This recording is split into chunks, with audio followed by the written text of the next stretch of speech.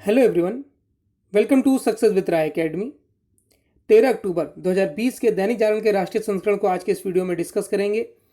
तो चलिए वीडियो को शुरू करते हैं। वीडियो को शुरू करने से पहले आपको ये बताना है कि जो पहले आपको करंट अफेयर्स का वीडियो मिलता था रात में 11 बजे तक, वो आज से संभवतः आपको फिर से मिलने लगेगा। उसमें हम टॉप 10 करंट अफेयर्स पूरे दिन के लेते हैं जो परीक्षा के लिए महत्वपूर्ण हो सकते हैं। वो आपको आज से वीडियो फिर से मिलने लगेगा। और इसमें जो कमेंट्स आ रहे थे कि साइंस पेज को भी लिया जाए, तो आगे आने वाले दिनों में साइंस पेज को भी लिया जाएगा और इस वीडियो को यानी कि न्यूज़पेपर को और विस्तृत रूप से पढ़ाया जाएगा। तो चलिए अब आज के न्यूज़पेपर को शुरू करते हैं। सबसे पहले अपनी मोटिवेशनल लाइन को देख लेते हैं। खुल जाएंगे सभी रास्ते, तू रुकावट से लड़ तो सही, सब होगा हासिल, तू अपने जिद पर अड़ तो सही। जब तक आप किसी चीज़ की जिद नहीं करेंगे तब तक आपको वो चीज़ इतनी आसानी से नहीं मिलती है। आप अगर कॉम्पिटिटिव एग्ज़ाम की तैयारी करते हैं तो आपके अंदर जिद नहीं, जिद तो होनी ही चाहिए और जुनून भी होना चाहिए। आप जितना ज़्यादा जिद करेंगे अपनी सफलता के लिए, जितना ज़्यादा जुनून अपने अंदर लाएंगे अपनी सफलता के लिए, आप उतने ही अपनी मंजिल के करीब पहुंचते जाएंगे। कोई भी विद्यार्थी, आपने जितने भी इंटरव्यू पढ़े होंगे, उनकी एक स्टडी में निरंतरता रहती है। वो शायद उनकी जिद है कि मैं इतने घंटे तो पढ़ूंगा ही। अगर वो जिद आप अपने अंदर ला पाते हैं तो आप भी सफल होंगे। अब आज के न्यूज़पेपर को शुरू करते हैं। सबसे पहले नेशनल न्यूज़। दो नेशनल न्यूज़ है हमारे लिए। पहली न्यूज़ है त्यौहार से पहले एक और राहत पैकेज, और दूसरी न्यूज़ है ऑनलाइन पढ़ाई से बना रहेगा नाता। पहली न्यूज़ है त्योहारी सीजन में अर्थव्यवस्था में जान फूंकने के लिए सरकार ने एक और राहत पैकेज का ऐलान कर दिया है। इस बार सरकार दो तरीके से अर्थव्यवस्था में तेजी लाने जा रही है। सरकार के पहले उपाय से उपभोक्ता की मांग में बढ़ोतरी होगी, तो दूसरे से देश की जीडीपी में। दोनों उपायों से 31 मार्च तक अर्थव्यवस्था में 1 लाख करोड़ से अधिक की मांग निकालने की उम्मीद है। 73,000 करोड़ रुपए की मांग केंद्र और राज्य सरकार के उपायों से निकलेगी। वित्त मंत्री निर्मला सीतारमण के मुताबिक अगर उपभोक्ता खपत में बढ़ोतरी के सरकारी उपायों को निजी क्षेत्र भी अपनाते हैं तो अर्थव्यवस्था में 1 लाख करोड़ से अधिक की अतिरिक्त मांग निकल सकती है। केंद्रीय कर्मचारी अपने लीव ट्रैवल कनेक्शन की रकम से त्योहारी सीजन में वैसे सामान की खरीदारी कर सकेंगे जिन पर 12% या इससे अधिक की जीएसटी दर हो। नेक्स्ट है ऑनलाइन पढ़ाई से बना रहेगा नाता। कोरोना संकट काल में घर बैठे स्कूली बच्चों को ऑनलाइन पढ़ाने की मुहिम को भले ही एक विकल्प के रूप में आजमाया गया था, लेकिन इसके आगे भी उसका नाता बना रहेगा। 6वीं से 12वीं तक के स्कूली बच्चों को कोर्स का करीब 40% हिस्सा ऑनलाइन ही पढ़ाया जाएगा। स्कूलों के लिए तैयार किए जा रहे नए पाठ्यक्रम को राष्ट्रीय शैक्षणिक अनुसंधान और प्रशिक्षण परिषद यानी एनसीईआरटी अब कुछ इसी तरह से तैयार करने में जुटी हुई है। स्कूलों में ऑनलाइन पढ़ाई को लेकर इसलिए भी जोर दिया जा रहा है क्योंकि इससे बच्चों को दूसरी गतिविधियों से जोड़ने के लिए समय मिलेगा, जो मौजूदा समय में कोर्स के भारी बोझ के चलते संभव नहीं था। यही वजह है कि राष्ट्रीय शिक्षा नीति के तहत स्कूलों के लिए पाठ्यक्रम का जो नया ढांचा तैयार किया जा रहा है उसमें बच्चों को ज़्यादा से ज़्यादा ऐसी गतिविधियों से जोड़ने पर जोर दिया जा रहा है। पाठ्यक्रम तैयार करने में जुटी एनसीईआरटी के विशेषज्ञों की माने तो 40% कोर्स की पढ़ाई ऑनलाइन कराने से स्कूल में बच्चों के पास दूसरी गतिविधियों के लिए पर्याप्त समय मिलेगा। उन्हें स्किल आदि से जोड़ा जा सकेगा। एनसीईआरटी फिलहाल 8वीं से लेकर 12वीं तक ऑनलाइन पढ़ाई के पाठ्यक्रम को चिन्हित करने में जुटी है। अब नेक्स्ट पेज पर आते हैं। नेक्स्ट पेज है हमारा इंटरनेशनल पेज। इंटरनेशनल पेज में एक न्यूज़ है हमारे लिए। 2 अमेरिकी अर्थशास्त्रियों को नोबेल पुरस्कार। नीलामी की प्रक्रिया को बेहतर करने और नए तरीके देने वाले अमेरिका के 2 अर्थशास्त्रियों को इस साल अर्थशास्त्र के नोबेल के लिए चुना गया है। नोबेल समिति ने कहा कि आज की दुनिया में नीलामी हर रोज और लगभग हर क्षेत्र में होती है। पॉल आर मिलग्रोम और रॉबर्ट बी विल्सन ने इसके लिए ऐसे तरीके खोजे जिनसे विक्रेता, खरीदार और करदाता सभी को लाभ होता है। 1994 में अमेरिका के टेलीकॉम अधिकारियों ने रेडियो फ्रीक्वेंसी बेचने के लिए इनके एक तरीके को आजमाया था। बाद में कई देशों में इन्हें आजमाया गया। इस समय रेडियो फ्रीक्वेंसी, मत्स्य पालन कोटा और एयरपोर्ट लैंडिंग स्लॉट आदि की बिक्री में इन तरीकों का इस्तेमाल होता है। नोबेल पाने वाले दोनों अर्थशास्त्री कैलिफोर्निया की स्टैनफोर्ड यूनिवर्सिटी से जुड़े हैं। 72 वर्षीय मिलग्रोम ने बताया कि सुबह विल्सन ने मेरा दरवाजा खटखटाया और मुझे नोबेल पाने की जानकारी दी। मेरे घर के सामने रहने वाले विल्सन मेरे पीएचडी एडवाइजर भी रहे हैं। 83 वर्षीय विल्सन ने अपने छात्र रहे विलिग्रोम को नीलामी के क्षेत्र में किए गए कार्य का श्रेय दिया। तो ये इंटरनेशनल पेज की एक न्यूज़ थी। अब नेक्स्ट पेज पर आते हैं। नेक्स्ट पेज है बिजनेस पेज। बिजनेस पेज में 3 न्यूज़ है हमारे लिए। पहली न्यूज़ है जीएसटी क्षतिपूर्ति पर गतिरोध बरकरार, विकल्प भी खुले। दूसरी न्यूज़ है खुदरा महंगाई दर 8 महीने के उच्चतम स्तर पर। और तीसरी न्यूज़ है देश को कुवैत से बड़े निवेश की आस। पहली न्यूज़ से शुरू करते हैं। कर्ज लेकर जीएसटी क्षतिपूर्ति को तैयार राज्य अब इस विकल्प का उपयोग कर सकेंगे। हालांकि क्षतिपूर्ति के मामले पर सोमवार को जीएसटी काउंसिल की बैठक में सभी राज्यों के बीच कोई सहमति नहीं बन पाई है, लेकिन सभी राज्य इस बात को लेकर जरूर सहमत हो गए हैं कि जून 2022 के बाद भी विलासिता संबंधी वस्तुओं पर शेष संग्रह जारी रहेगा। ऐसे में क्षतिपूर्ति के लिए उधार लेने को तैयार राज्यों को दिक्कत नहीं आएगी। क्षतिपूर्ति के लिए कर्ज लेने को 21 राज्य तैयार हैं। वहीं गैर भाजपा शासित राज्यों की सरकार वाले 10 राज्य क्षतिपूर्ति के लिए कर्ज लेने को तैयार नहीं हैं। उनकी दलील है कि चूंकि शेष वसूली का काम केंद्र करता है, इसलिए यह कर्ज भी केंद्र को ही लेना चाहिए। सोमवार को देर शाम तक चली काउंसिल की बैठक में इस मसले पर भी चर्चा की गई। नेक्स्ट न्यूज़ है खुदरा महंगाई दर 8 महीने के उच्चतम स्तर पर। इस वर्ष सितंबर में खुदरा महंगाई दर 8 महीने के उच्चतम स्तर पर चली गई है। राष्ट्रीय सांख्यिकी कार्यालय यानी एनएसओ ने सोमवार को बताया कि खाद्य वस्तुओं के दाम बढ़ने से खुदरा महंगाई दर सितंबर में बढ़कर 4.34% रही। उपभोक्ता मूल्य सूचकांक आधारित महंगाई दर इस वर्ष अगस्त में 6.69% और पिछले वर्ष सितंबर में 3.99% थी। इस वर्ष जनवरी में खुदरा महंगाई दर 7.59% रही थी। वहीं औद्योगिक उत्पादन के नवीनतम आंकड़े भी बहुत उत्साहजनक नहीं हैं। सोमवार को जारी आंकड़ों के मुताबिक अगस्त में औद्योगिक उत्पादन 8% गिर गया।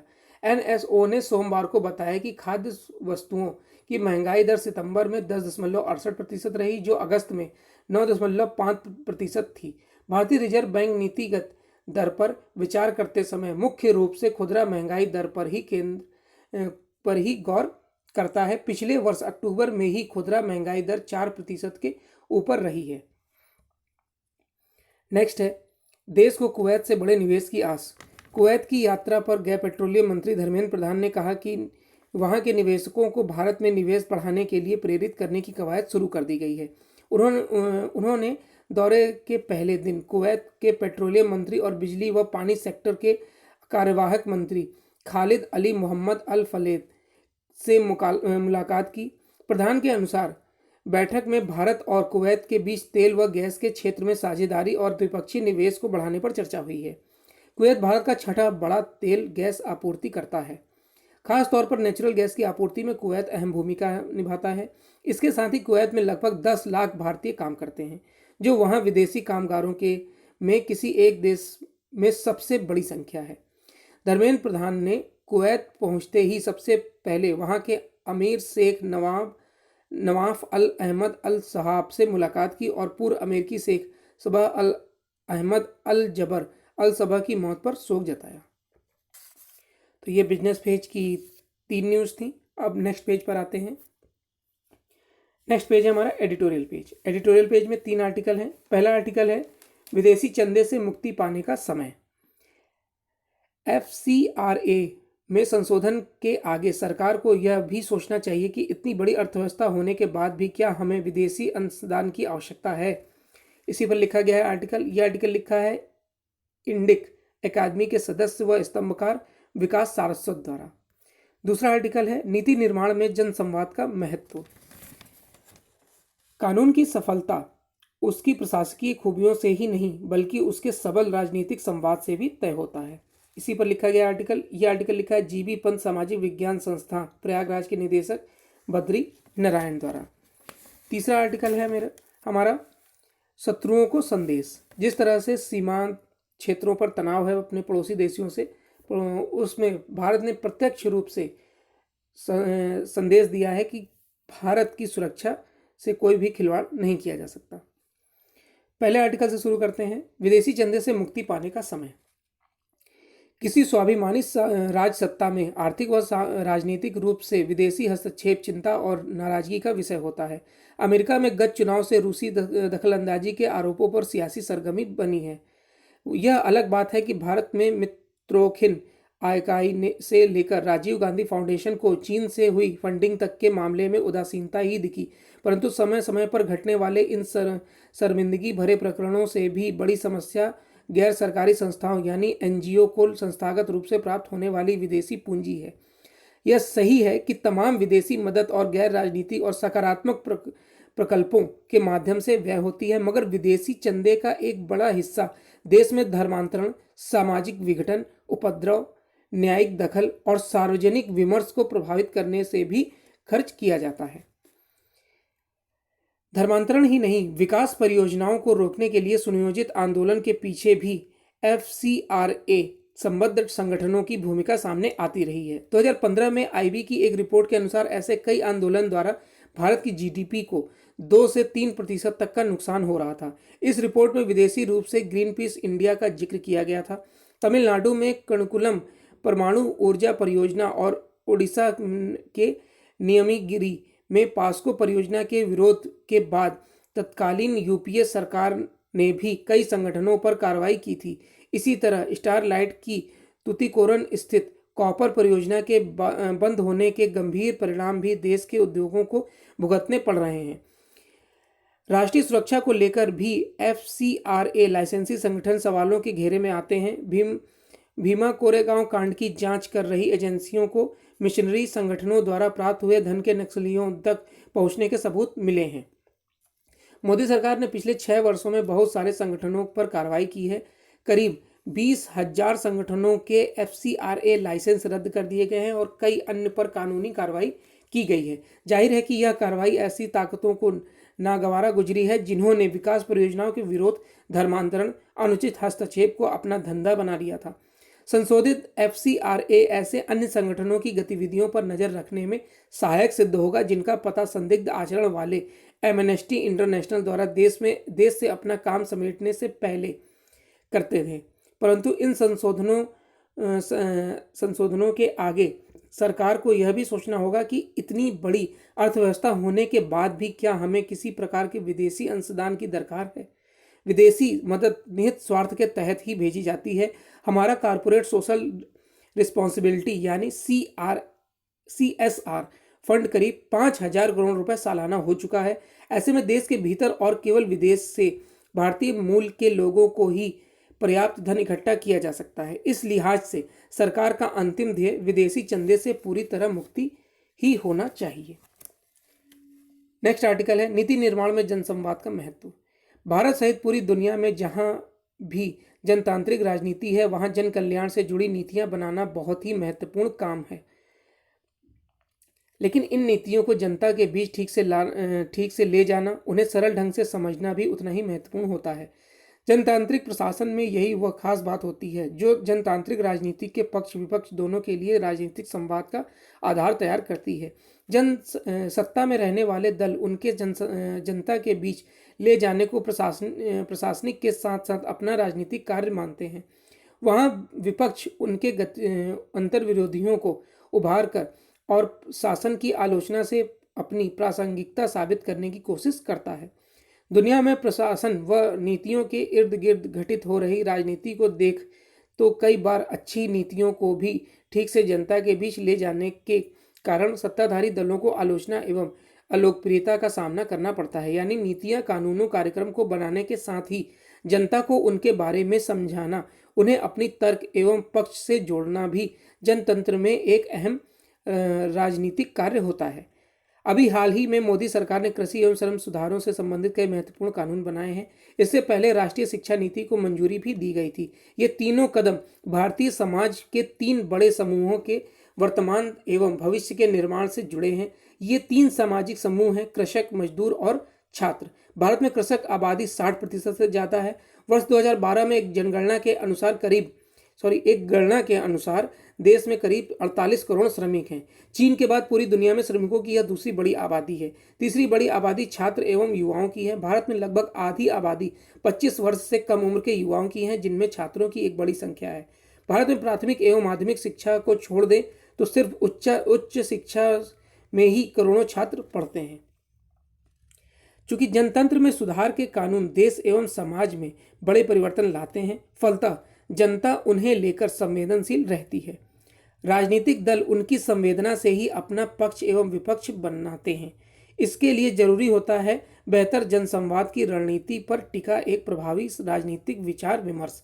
बिना इसके जनतंत्र में नीतियों की सफलता को लेकर संदेह होता है।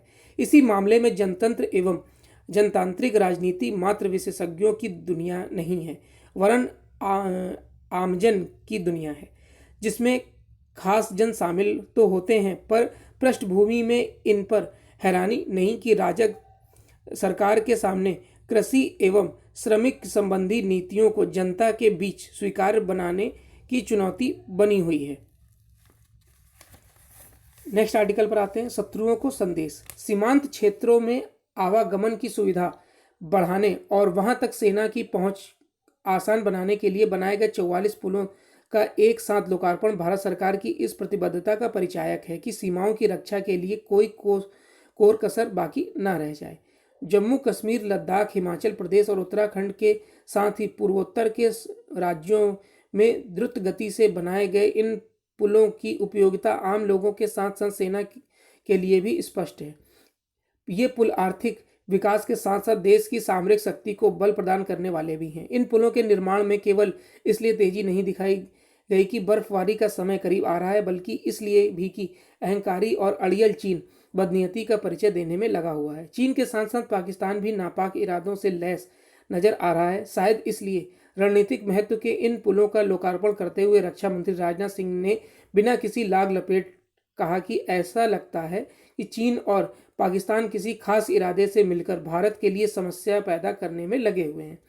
शत्रु भाव से भरे देश को ऐसे ही सख्त संदेश दिए जाने चाहिए। रक्षा मंत्री का दो टूक बयान सैन्य अफसरों के उस आकलन के अनुरूप भी है जिसके तहत यह रेखांकित किया गया था कि चीन के साथ साथ पाकिस्तान से भी दो दो हाथ करने की नौबत आ सकती है। तो ये एडिटोरियल पेज के 3 आर्टिकल थे। अब नेक्स्ट पेज पर आते हैं। नेक्स्ट पेज है हमारा स्पोर्ट्स पेज। स्पोर्ट्स पेज में एक न्यूज़ है हमारे लिए कि नाडा ने शुरू की आईपीएल के खिलाड़ियों की टेस्टिंग। अरब अमीरात यानी संयुक्त अरब अमीरात में जारी आईपीएल के 13वें सत्र के लिए राष्ट्रीय डोपिंग रोधी एजेंसी नाडा ने डोप टेस्ट लेना शुरू कर दिया है। नाडा ने सोमवार को कहा कि उसने यूएई में आईपीएल में हिस्सा ले रहे खिलाड़ियों के नमूने लेने शुरू कर दिए हैं। नाडा ने ट्वीट किया कि हमने आईपीएल में हिस्सा ले रहे क्रिकेटरों के डोप परीक्षण के लिए दुबई में नमूने एकत्रित करने वाले कर्मचारियों को काम पर लगा दिया है। नाडा के महानिदेशक नवीन अग्रवाल ने कहा कि डोप परीक्षण के लिए नमूने लेने की प्रक्रिया शुरू हो चुकी है। तो ये आज का यानी 13 अक्टूबर 2020 का दैनिक जागरण का राष्ट्रीय संस्करण था। आई होप आपको वीडियो अच्छा लगा होगा। अगर आपको वीडियो अच्छा लगा तो लाइक और शेयर कर दीजिएगा। वीडियो देखने के लिए धन्यवाद।